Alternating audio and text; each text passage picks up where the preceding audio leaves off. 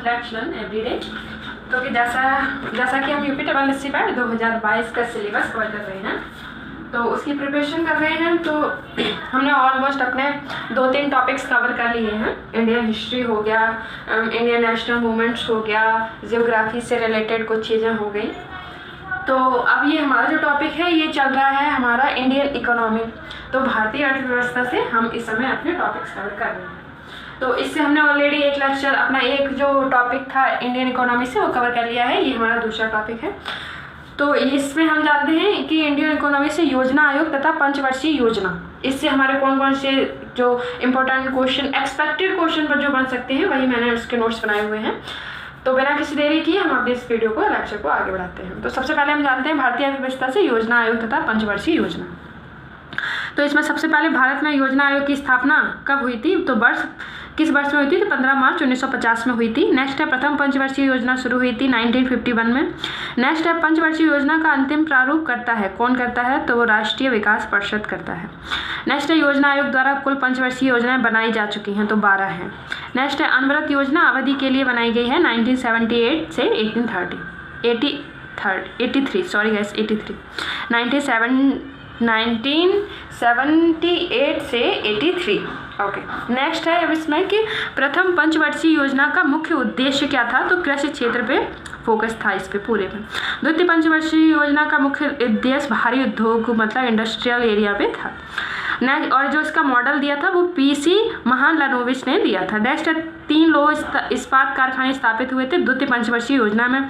इसी में नेक्स्ट है भारत सहायता क्लब की स्थापना द्वितीय पंचवर्षीय योजना में ही की गई थी। नेक्स्ट है हेरोल्ड डोमर मॉडल प्रथम पंचवर्षीय योजना आयोग में था। इसी में नेक्स्ट है हरित क्रांति की शुरुआत 1966 में हुई थी। नेक्स्ट है गॉडगिल योजना चतुर्थ पंचवर्षीय योजना को कहते हैं, इंपॉर्टेंट है।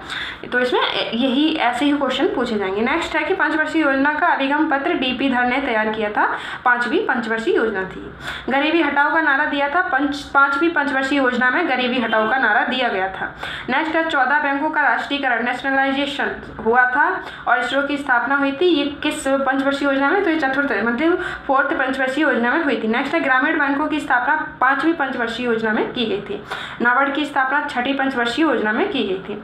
नेक्स्ट इसी से है कि तेज और अधिक समावेशी थीम, ये 11वीं पंचवर्षीय योजना की थी और जो इसका विकास लक्ष्य रखा गया था 8.1% का।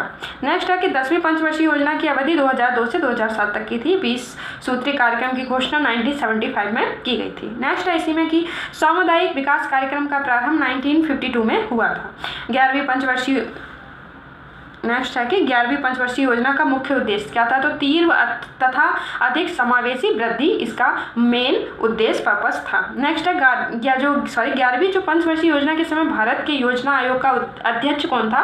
तो डॉक्टर मनमोहन सिंह थे।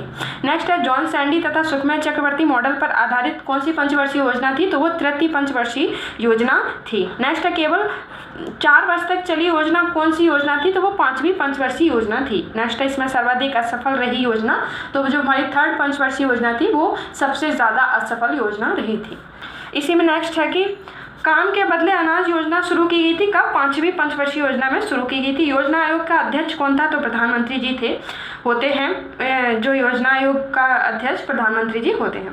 नेक्स्ट है राष्ट्रीय विकास परिषद का अध्यक्ष प्रधानमंत्री और सचिव योजना आयोग का सचिव होता है। प्रथम पंचवर्षीय योजना का लक्ष्य कितना था? तो 2.1% प्रथम पंचवर्षीय योजना का लक्ष्य रखा गया था। नीति आयोग का गठन 1 जनवरी 2015 को हुआ था।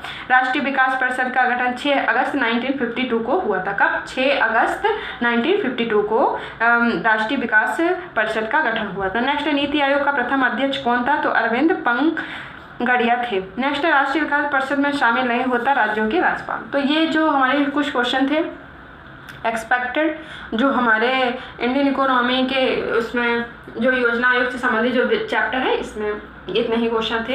आई होप गाइस आपको वीडियो पसंद आया हो। So thank you so much guys for watching this video. अगर वीडियो अच्छा लगा हो तो प्लीज़ हमारे वीडियो को लाइक जरूर कीजिए और अभी तक अगर आपने हमारे चैनल को सब्सक्राइब नहीं किया तो please guys subscribe our channel. And thank you so much guys for watching this video. मिलते हैं हमारे नेक्स्ट टॉपिक को कवर करने के लिए। अगर आपको हमारा नेक्स्ट टॉपिक देखना है तो हमारी नेक्स्ट वीडियो को जरूर देखिएगा। So thank you so much guys for watching this video and connect with us.